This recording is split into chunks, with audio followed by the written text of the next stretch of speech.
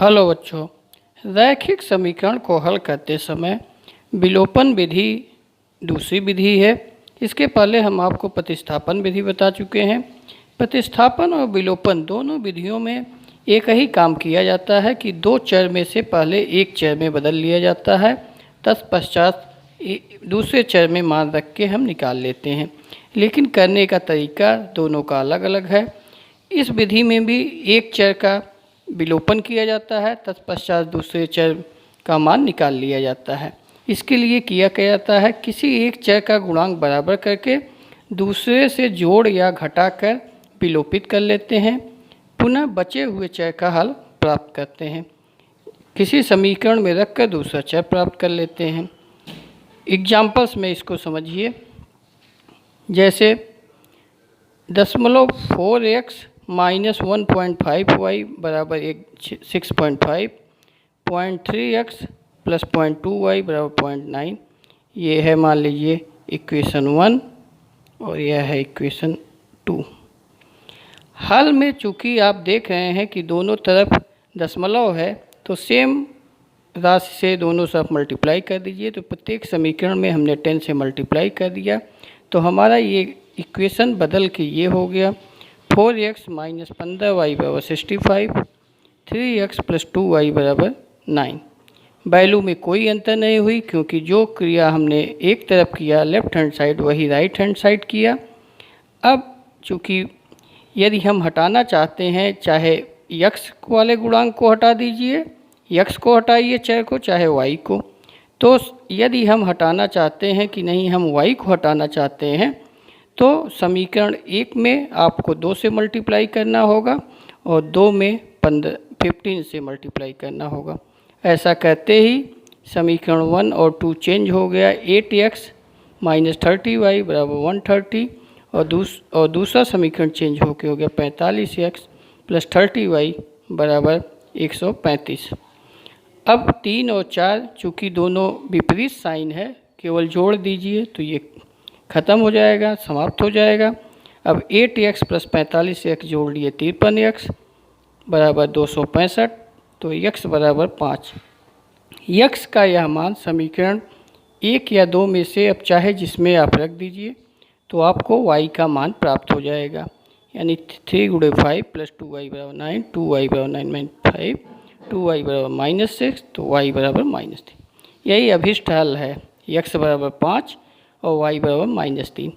आप दोनों विधियों में अंतर यह देखें कि जहाँ प्रतिस्थापन विधि में समीकरण में एक x का मान निकाल के पूरी तरह y के मान में दूसरे समीकरण में रखना पड़ रहा है, वहीं पर इस विधि में केवल गुणांक को बराबर करके आप चाहे उसको प्लस साइन करिए, चाहे घटा के एक गुणांक को पहली बार में समाप्त कर देते हैं।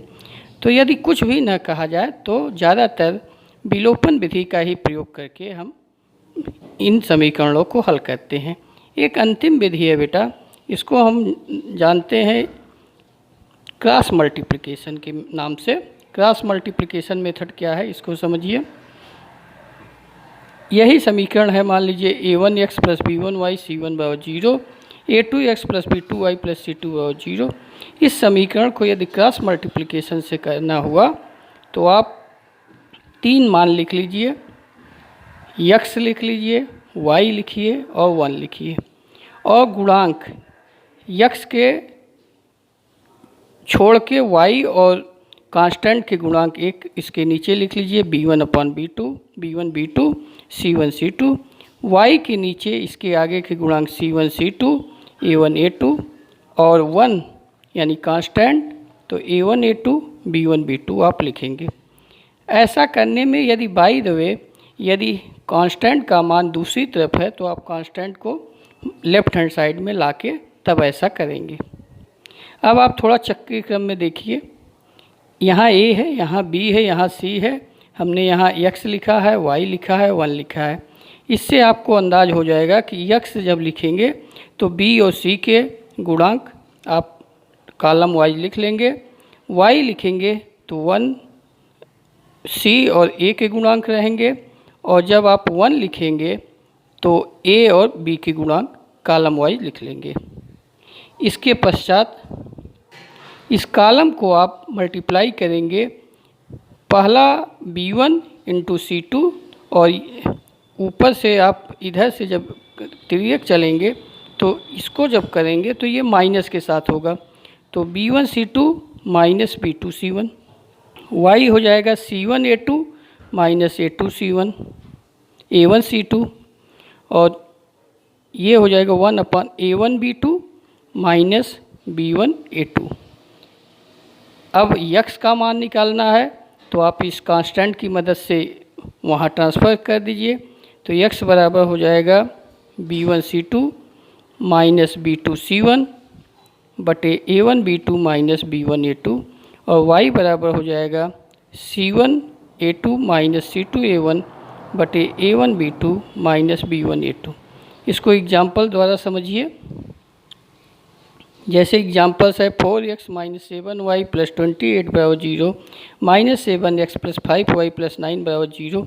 बेटा ये किताब में आपको कॉलम वाइज इस तरह नहीं दिया है, एक ही बार में दिया है, लेकिन जब बच्चे एक बार में करते हैं तो निश्चित है कि जो चिन्ह है उसका ध्यान नहीं रख पाते और गलती हो जाती है। तो आप एक स्टेप और ज़्यादा करिए। जैसे अब यहाँ पे आप यक्स के नीचे यक्स लिख लिए, तो यक्स बराबर लिख के अब y और कांस्टेंट के गुणांक चिन्ह सहित लिख लीजिए, तो -7 28 और 9। पुनः y लिखे तो अब आगे के गुणांक 28 9 4 -7 और कांस्टेंट 1 तो 4 -7 -7 5।